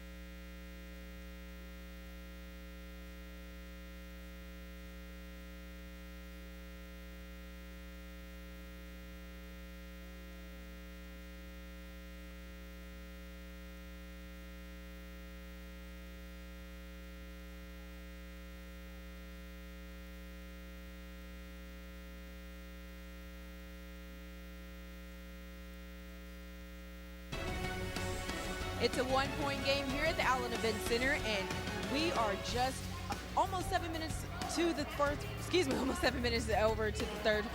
Learn from the Pro Sidekicks Winter Camp at the Real Soccer Center in Carrollton. December 27th through the 29th includes shirts, balls, and free Sidekick tickets to any remaining game. Give them a call at 469-200, 4625, or visit the website at DallasSidekicks.com/camps to register. Back to you, Norm. Let's go back to the goal, and the play was made by Billy O'Dwyer. Cam Brown gets that ball from O'Dwyer, who passed it to the open wing, and there's a strength of Cam Brown. Cam Brown shoots on goal. Yeah, and this is a beautiful one-timer for Brown. And O'Dwyer just kind of plays that into space in the corner, and Brown does a nice job hustling to get over there, play the ball off the boards, one-times it, and as you said, Norm, put it on frame, buries it. That's a much-needed goal. If you're going to tie a franchise record, you might as well do it with a big goal in a big game. He's now got 20 straight games with at least 1 goal scored. That ties the great tattoo. That is, if that word can be used at all, it can be used with tattoo. The great tattoo. And it's got to be a thrill for Brown just to be any record that you might share with tattoo. That's got to be special if you're wearing a Dallas Sidekicks uniform. William Carlos Pecorari. Tattoo. That was a great player and a great age of indoor soccer in this country. And yet, you know, that's a good point too, Norm, because to be fair, Tattoo did it in a much different era when it was a lot tougher. Oh boy. Uh-oh, Mello walking right in. Macias with another fine play. Dallas 1 goal back. Lovegrove on the run. Can't get through. 2 men. Stays after it. will pressure the player on the wing for Baltimore, and they play it back to Van Zella. But I don't want to take anything away from Brown because it's not like guys are scoring goals in 20 straight games on a regular basis in the league now. Exactly. And by the way, we talked about shot efficiency, putting the ball on net. Coming into this game, Cam Brown had 46 shots and 15 goals. That is remarkable efficiency. Oh, Uh-oh. that's got to be 2 minutes. Cards are out. Yep. Dos Santos. Here we go. Here comes Dos Santos. Whoa! Whoa! Arm bars Cam Brown into the wood. No, go sit down, sir. Yeah, that's clearly boarding. There's not much to debate about. I don't know what the protest is about there. Did he not get his meal money, or? Because there certainly can't be a protest of the call. I mean, drive a guy into the boards. It's a penalty. By the way, Baltimore gets very few of these beat. This is their 7th game. This is only the 6th power play opportunity for a Baltimore opponent this year. Slightly less than 1 a game. But Dallas has an opportunity here now. Oh, and Ricardinho has to track back that high ball from Cam Brown with English on it. Here comes Dallas. This is Ellis on the right wing. You got Cam Brown in the right corner. Videla as the central man. He distributes to Ellis, back to Ricardinho. He's got Lovegrove to his left, and Lovegrove fires. It's blocked in the defense by Baltimore. That's good. Let them know you're going to fire it from there. Lovegrove's got 3 power play goals this season. Brown with 2. Videla's got 2 as well on the power play. By the way, Lovegrove with 3. That ties him for 2nd in the league for most power play goals. Dallas now keeping it out in front. The ball goes to Ellis. They're having trouble finding some space here. Lovegrove to Ellis Oni. Ellis did not go deep enough to take that ball on the run. But Cody Ellis and Videla, it's blocked up over the glass. No, they're going to say it's not blocked up over the glass. They're going to say that Videla simply kicked the ball up over the glass. That's a shame. Lovegrove's pass across the floor, Pete. Ellis did not push forward and thus could not take it on the run. Yeah, I think Ellis thought Videla was going to play that ball, and the pass just had a little too much weight for Videla to play it. Here comes Dallas again. 45 seconds. Here's Ellis. He loves that wing shot, but he doesn't take it. There's Lovegrove to Videla. Tipped in front. Videla tries to chest it down to his foot. Gets knocked away from him. And Ellis covers up. Videla tried to finesse that ball into the net. He needed to just power up on one. Deep corner, Cam Brown out to Ricardinho, right wing Ellis. Ellis turns and fires, and Van Zella with a fine kick save. 15 seconds to go in the power play. Videla lay it back to Ricardinho. Here comes Lovegrove.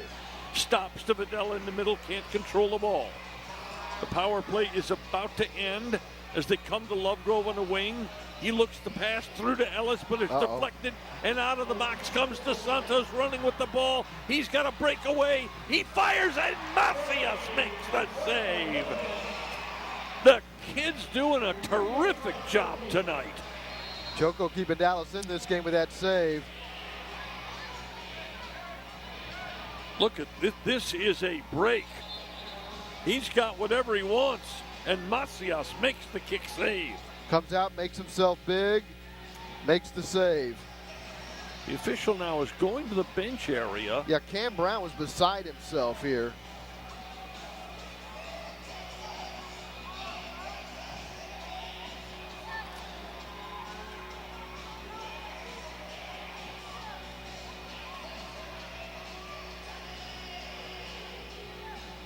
I don't know what the problem was there. It was going to be Dallas ball because there was a foul on Baltimore. I'm not quite sure what that discussion was all about. It was not going to be a 2-minute call for sure. Now A whistle again. Now we're going to do this again. The same play. Here we go. Right. It's like Groundhog Day.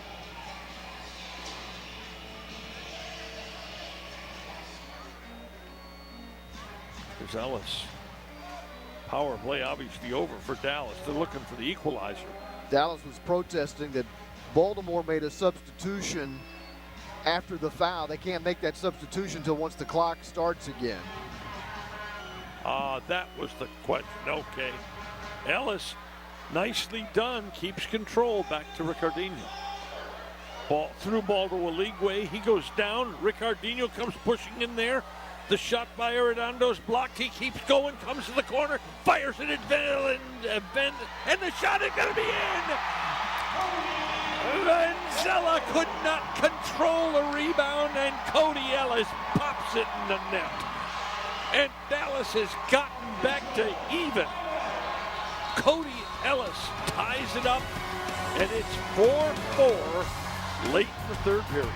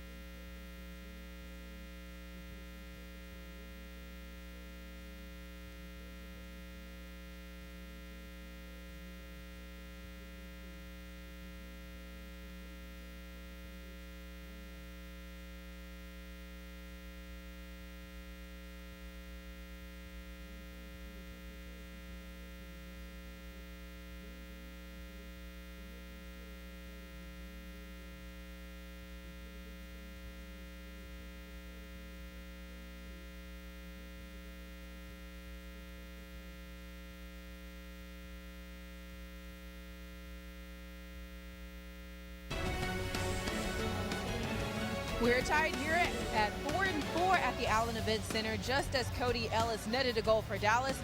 Methodist McKinney Hospital is the official and exclusive hospital for the Dallas Sidekicks. Our mission is to provide quality and compassionate care for our patients. Norm? Thank you, Whitley. We're trying to, first of all, here's the goal. Arredondo, kick save. The keeper does not control it. The defender should have kicked it out of trouble. The keeper got one hand on it, and like a watermelon seed, it spit out of his hand, and Ellis was right there. Then Oligwe will head for the penalty box. It is not a 2-minute penalty. He's getting to sit for 2 minutes across the floor from his bench because he yelled at the referee after the goal. It's not a man advantage, however, but Oligwe will be out. And it could be for more than 2 minutes because he can't come back on until the dead ball, I believe. Yeah. And here comes now Baltimore suddenly was down 2-0 up. Whoa! And crashing in there, and he misses a wide open net. Oh my goodness. Yeah, Macias a little upset because he thought he had control of the ball. It got jarred out of his hand, and Dallas is fortunate they don't give up a goal on this. But what Macias may not know is he ran into his own man. He certainly did not have control of the ball, and the Baltimore player is not the one who hit him. Dallas that's pure dumb lucky not to be down a goal there. Yep. Holy cow. Tergu if he just tapped it, it would have rolled in the net, Pete. There's no requirement to go 50 miles an hour to get in the goal. Right. And here we got another. Boy, Kyle Atkins is up. A drop ball. It's like a face-off in hockey. Yeah, I just want to correct something. I think I said Oligwe 2 minutes. It's 5 minutes he's in the box for. Now it's not a man advantage. Right. But he, by the way, with his personal foul situation in this game, that may be a good spot for Oligwe to be sitting. Look at Mello, dangerous right wing.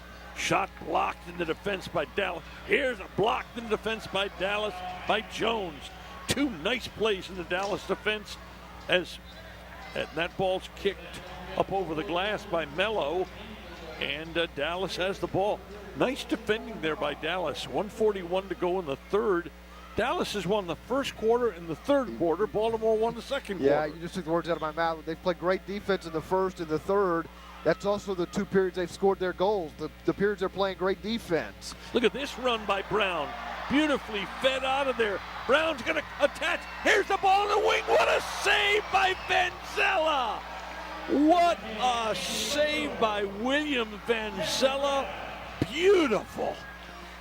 Lovegrove thought for sure he was going to have a goal there to put Dallas in front. Goes across the goal mouth, and Mike Jones, I'll tell you what, we're getting wonderful end-to-end action in this game. This is terrific indoor soccer. This is just terrific soccer. We're approaching a minute to go in the third quarter. We're not at 4-4.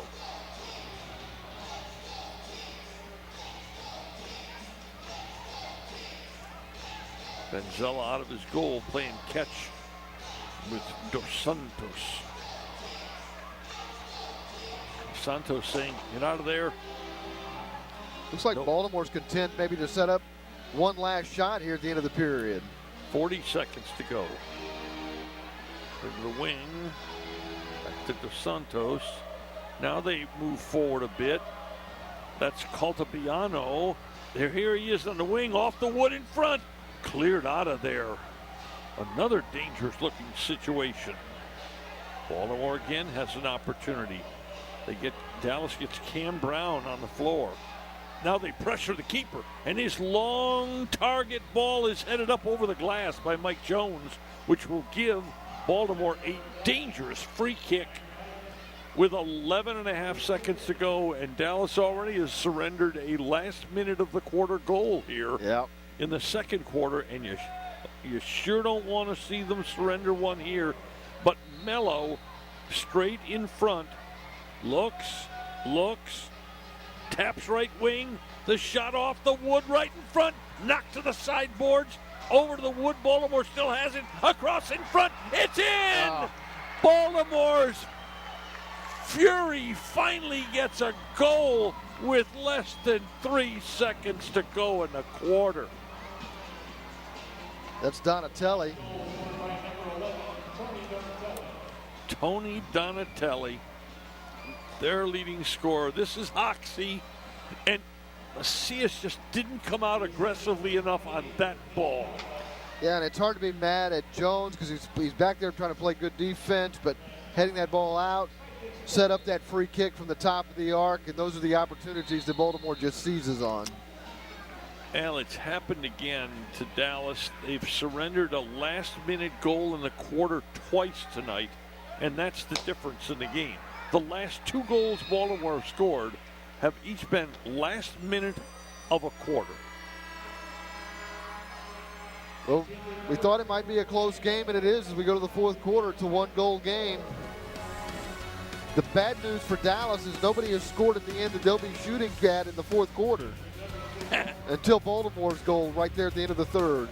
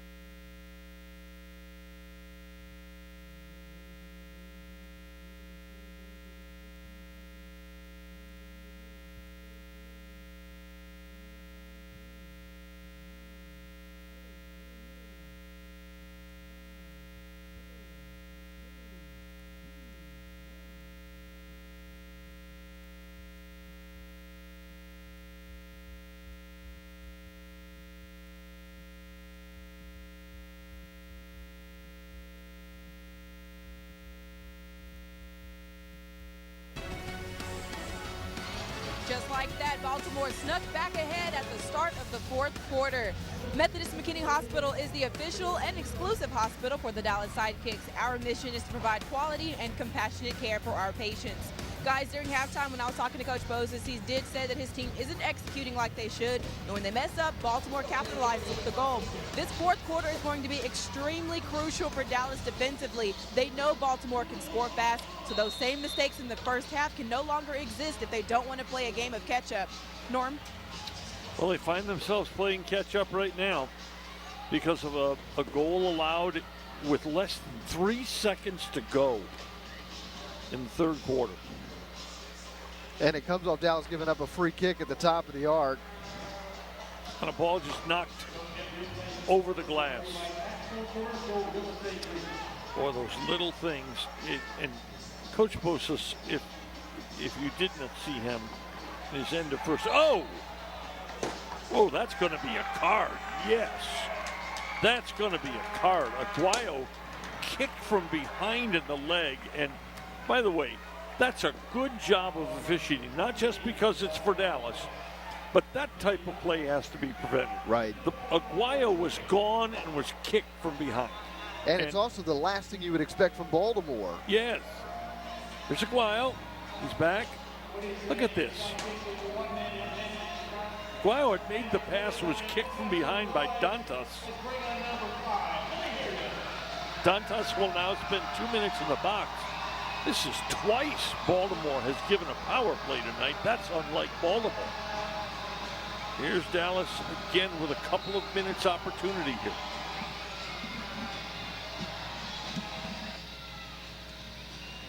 Ricardinho has Lovegrove to his left. And there's where the ball goes. He has Ellis over on his right. Vidella's the target man, and Cam Brown's roaming the goal mouth. This is Ellis. Oh, and he just pulled the trigger. He loves that wing shot, and it was just wide. He didn't miss it by much. No. Dallas is a little better than 50% as a power play team this year. Cardinho looks. This is Ellis' spot. Fires it off the wood. Oh, and Vidella kicks it 10 feet over the top of the goal when he had a chance to steer that puppy into tie. And that's exactly what Ellis intended, was to play it off the board into the area for Vidella, and Vidella would love to have a second chance at that one. He just shanked that puppy high. Comes Baltimore, short-handed fire. Macias has to make a save, and the rebound by Mello was not on target. Wow, Baltimore had a chance at a short-handed goal there. That would have taken the wind out of Dallas' sails entirely. Just past the midway mark of this power play now. Lovegrove. They let Ricardinho steer this. Well, I'd like to see Lovegrove get at least one shot in this power play. There's a ball deflected to the wing, and Dallas has got to play this all the way back to Macias, which takes more time off the clock. Now just 35 seconds left in the power play. Cam Brown all the way to the wing to Ellis. Tee it up. No, right in front for Vidella. It does not connect. And here's Baltimore running with it. Going to look to the right wing. Here's a chance. Mello runs the right wing. Does the right thing. Turns back. Play it back to defense. Back to the keeper. Rayleigh to the keeper. To the wing. To Rayleigh. Nice shot, Baltimore. 7 seconds to go in the penalty, and Lovegrove is going to have to start the attack again, and the penalty is over to Dantas. That's a nice penalty kill by Baltimore. Very nice.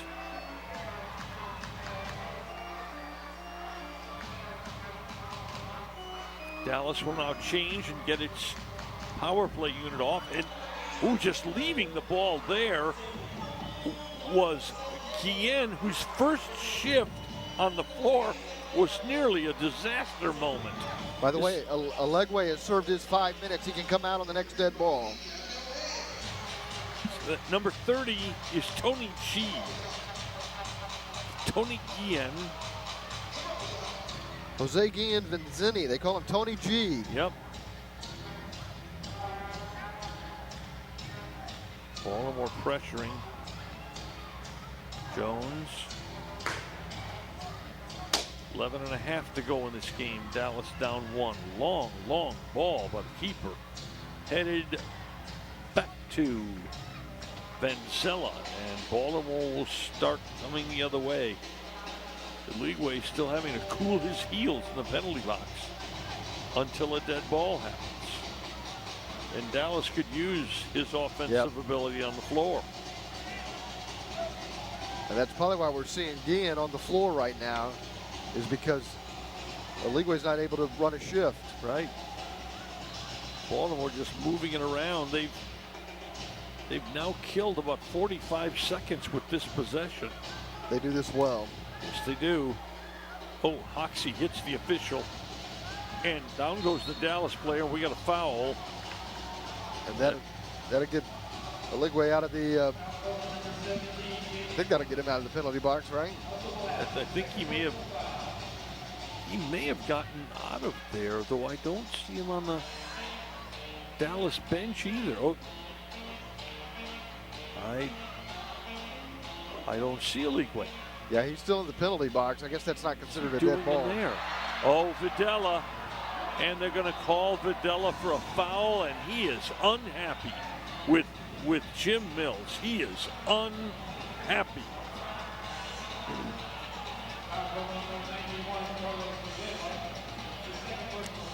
Videla very unhappy. We called for a foul there. He thought he had slipped his defender. Being knocked down is the Baltimore player, and no call. Mello, he's up now, and that's him distributing the ball.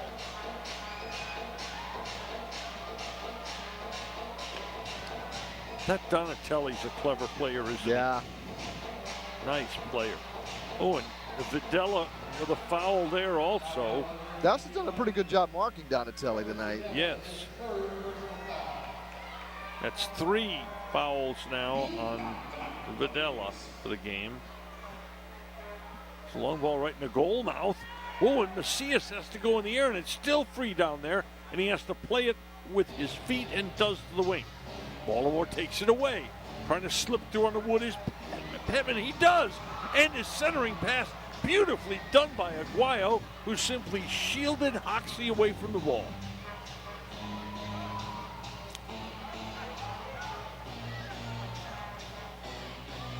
Baltimore has had possession for a long time here, basically.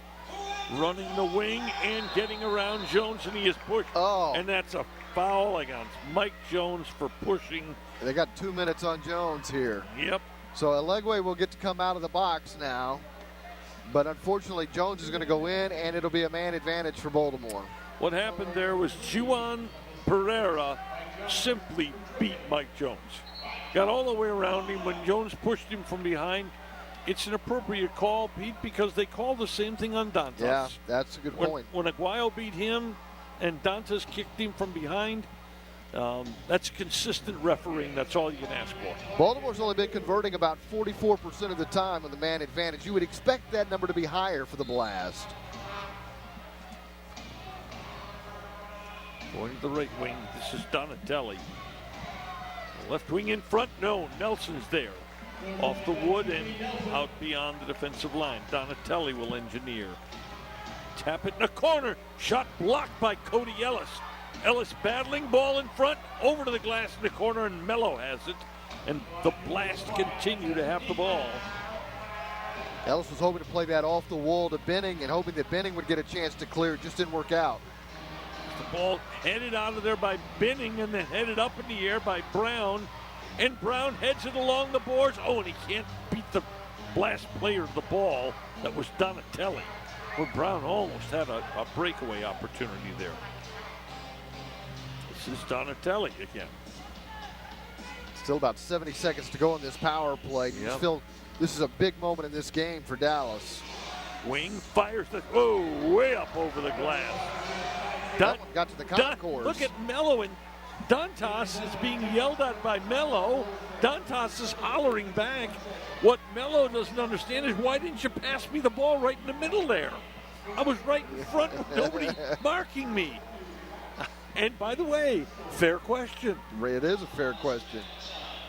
Here come the Blast again. Dallas has to still kill about 50 seconds of this penalty. But the time in the game is also leaking away. We're about to go under 8 minutes. Here is Dos Santos. Nicely done. Nelson gets there and cuts it off. There's Dantas right in front. Sprawling save and a beautiful play by Nelson and a save. I don't know how Macias saved that ball. I don't know how he saved it. Nelson first with a terrific play and then Macias with a terrific play. He saved it, but it got him in a bad place. Oh! Donatelli from out beyond the defensive line just tucks it underneath the crossbar.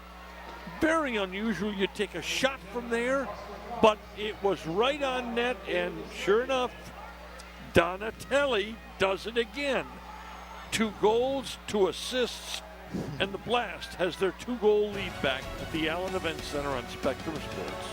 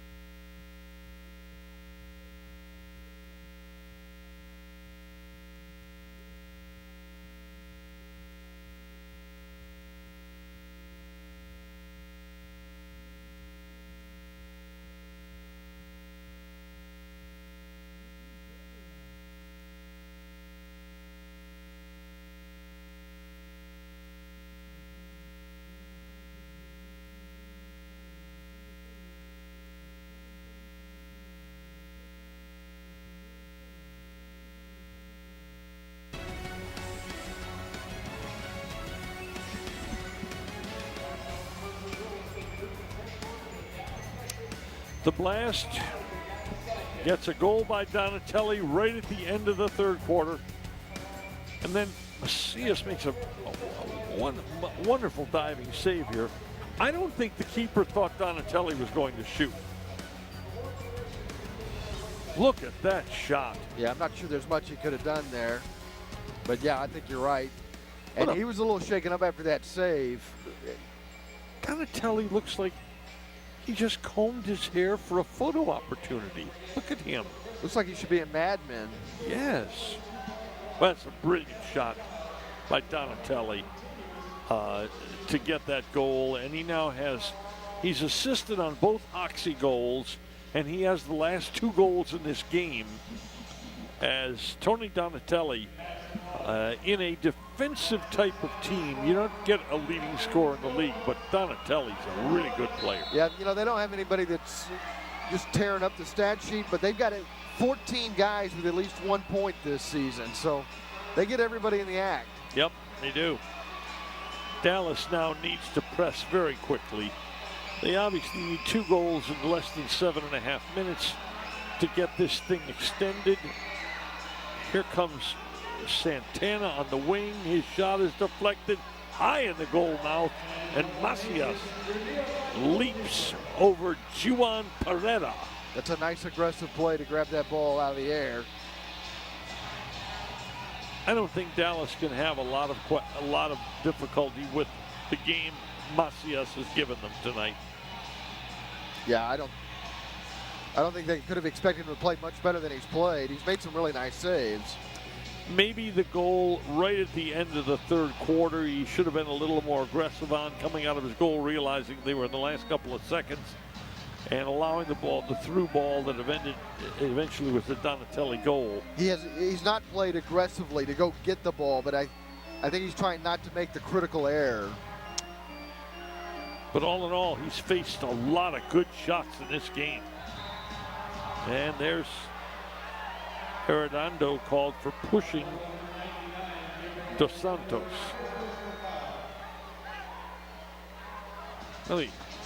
Gabe grabbed one guy and then he grabbed Dos Santos. Well, Dallas prides itself on having possession of the ball. They haven't been able to take it away from Baltimore in the second half. They certainly haven't been able to play keep away. Boy, Dallas rallied. Goals by Brown and Ellis to tie it at 4-4. Baltimore is now trying to play a bit of keep away here, and they're getting to do it. Brown chases, but the ball's played back to Van Zella, and we go under 6 minutes. Baltimore gave Dallas a chance when they committed that penalty. Dallas couldn't capitalize on their power play, and then they give up the power play goal. I just think that's going to turn out to be a pivotal swing in this game. Very, very good point, Pete. Very good point. One power play didn't succeed, the other power play did. Here's a chance for Dallas. This is Ellis. Ricardinho on the left wing. Chance here, off the wood in front. Oh, and Cam Brown can't get the ball off the wood. Grazed. Yeah, Ricardinho did a good job to put that ball in front of the goal. Dallas just not able to get to it to finish. This is Donatelli back on the floor. And he steers the ball deep in the corner for Dantas. Oh, and a poor play there by Ritter that didn't keep possession of the ball. And Dallas lucky not to give up a goal to Dantas. And look at Donatelli. Whoa, he just missed another one. Clever player went to his left foot there. Here's Dantas trying to unload. It's deflected up over the glass. It'll be a free kick for the Blast because the ball went off Clint Ritter and up over the side glass. Boy, Ritter marking a much bigger man. Yes.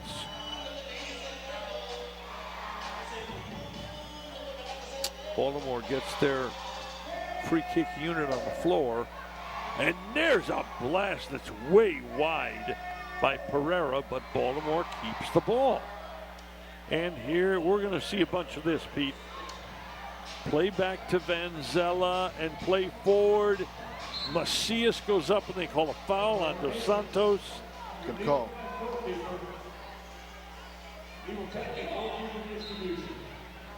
Timeout for Dallas. I wonder if they put the sixth attacker in here. I'm guessing that's probably going to be it. I'm guessing that's probably the decision here. Dallas needs 2 goals. The sixth attacker will be Cody Ellis. And Macias will come to the bench. Dallas will play Ellis technically as the keeper. He will have the keeper's jersey. He'll be able to play the ball with his hands in the area, but he'll be on the attack. Yep. And I was talking to Simone Bozes today about Ellis. He said, this is a guy that's got 3 or 4 lungs. He said, I probably don't even really have to substitute for him, but that's just what we do in our game. He said, I think he could play 60 minutes. He plays both ends of the floor. He plays hard. He's perfectly suited for this sixth attacker role. Well, and he got the tying goal in the game tonight that made it 4-4, but Donatelli's 2 goals have put Baltimore back ahead. Willie Milano, a last word for Cody Ellis. In his sort of burgundy sixth attacker shirt. In case there's any question, on the back it says sixth attacker. That's not a horrible idea. No. Let's see. Just to let fans that may be new to the game, it lets them know exactly what's going on. This is just like hockey where you pull the goalie.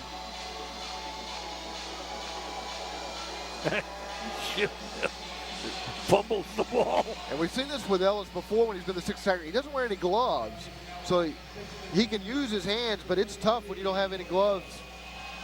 Look at Brown. Goes to beat his man Dos Santos on the left wing. Keeps going. Off the wood in front. Oh, and Gabe Arredondo simply couldn't get a lot on that shot. Cam Brown with a wonderful setup. Whoa. Whoa. Pereira just shoulders Jones. Jones is shaking up. He's holding Jones that left is arm. hurt. Left arm, he's going to the bench. Well, No, maybe not. Maybe not. It's just going to the right wing. And disappears. Ellis far forward, net wide open. Chip into the goal mouth, not there. Uh-oh, here's Mello, here's the wing. Somebody's going to just fire away here. No, Pereira resists that temptation. Plays the ball back out to Donatelli. He did the smart thing, and that's what Baltimore does most of the time, the smart thing. Here it is again. Going to play it back to the keeper. You know, the thing is, Baltimore's such a good passing team. Oh, look at Donatelli on the run. Can't quite get a full header to put that ball in the net. You're right. Listen, this team has won 8 championships in its existence in indoor soccer. They've had a Baltimore indoor soccer team since 1980. This is a quality franchise.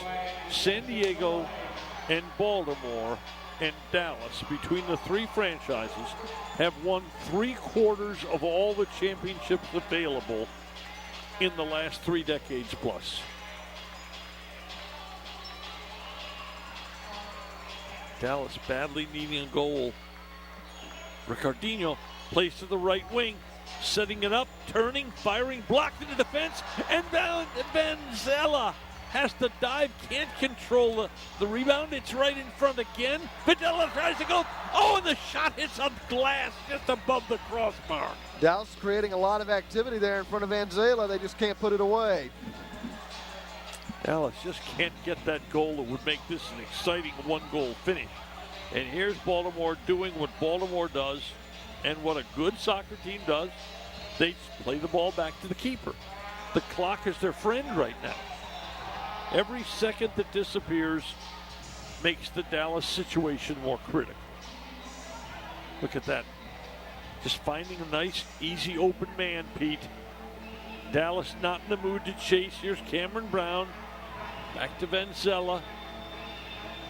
Play it to the wing. Play it forward. Mello is going to turn and run it right back to his defense. Minute and 50 remain. Well, this is classic defense against the 6th attacker. Dallas intercepts. Cameron Brown has it. Brown looking for support. He had no one. Well, he was intercepted mid-floor, so nobody's on the run with him. Dallas is back in defensive posture, and now they're ahead with Lovegrove, who shot deflects off Donatelli all the way to the other wing. Ellis Ricardinho. Through to Brown, on the wing, across. Oh, and Nelson couldn't quite tee it up. There's a shot deflected as Brown had a chance and shot it to the just high. And that bouncing shot goes in the open net. And this one's over at the Allen Events Center. Was that Donatelli again? Can we make sure he gets on the plane? Wow. Here we go. Look at Donatelli. 3/4 of the length floor. Look at the spin he's got on that ball. That's not by accident. You get a lot of draw on your forearm like that, Pete. Right? Yeah, right? Donatelli unassisted with a beautiful goal. Just bends that ball around, basically around Cody Ellis. And into the net, Tony Donatelli. 3 goals and 2 assists in this one. And it's going to be a 7-4 Baltimore win as we are into the last minute. Dallas had chances. Oh my goodness. There's another long ball down the floor that's going to go wide of the net. Dallas had chances to get this thing to 6-5. They allowed 2 last minute of the period goals tonight. It's another frustrating game. Oh, long ball down the floor. Is that going to go in? It is. It hits the post and stays in for Jonatas Mello. Yeah, it's not going to be a 1-goal loss, and it's going to look like Baltimore dominated this game. But Dallas was in this game, and it's like so many of their other losses over the course of this season and last. It's a close game. They just couldn't make enough plays to get the win against a quality opponent. For Mello, that's his 2nd goal along with an assist. Hoxie has 2 goals and an assist. And Donatelli has 3 goals and 2 assists. And it goes back to what Simone Moses talked about at the half. When Dallas makes mistakes, they almost always have to pay the ultimate price. Yep. is Benzella. Out, long ball, wing. Macias plays the ball with his feet. We're into the last 15 seconds here. And the other side of that is they don't take advantage of other teams' mistakes. Well, they had some chances to get this thing to 1 goal, maybe 3 or 4 good chances, and that's it. It's going to look like an easy Baltimore win, and it wasn't. No, I think Baltimore's going to have a measure of respect. Dallas goes to Baltimore later this season. Baltimore will be ready for them. They certainly, I think, got the blast respect here tonight with the way they played. Well, I tell you what, we saw another fine player tonight. Tony Donatelli's a fine player. Fine player. Cameron Brown gets a goal in a game, so he ties Tattoo. Got a chance to set the record December 30th. Yep. Yep. That's the next Sidekicks game. Meanwhile, Whitley is over waiting to speak to Simon Bosas, who is down congratulating Baltimore players. And I know Bosas has the utmost respect for Baltimore. Well, everybody in this league has the utmost respect for Baltimore, Pete. I'm telling you, this is a well-run franchise. It's been a well-run franchise for decades. It's been a real credit to this league. You know, and I'm glad they stayed in the league because there was some thought last year that they might separate from the league, try to start a league of their own. It's good that they're still here in the MASL. Let's go to the floor where Whitley is with Simon Bosas. Coach, we saw some good things and we saw some bad things in the second half. But what would you say was the biggest takeaway from tonight's game?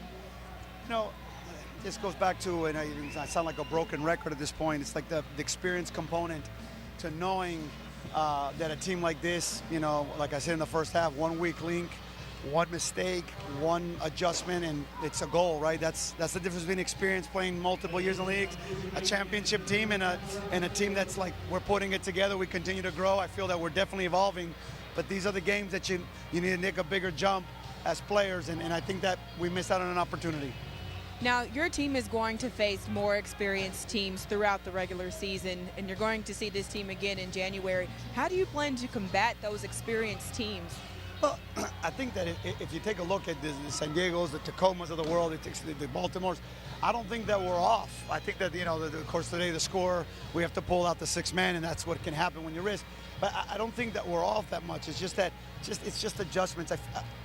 I don't feel that we lose because the other team is just takes over control of the game. I just feel that we lose because we just give them layups, and then they take advantage of the layups. And we rarely get layups. Today we got a couple, though. I will have to say in a long time. Today we got a couple layups, and we took them and advantage of some, not all. And I think that just needs to progress, you know. And what's going to be the first order of business next week in practice? What do you really want to hit hard on?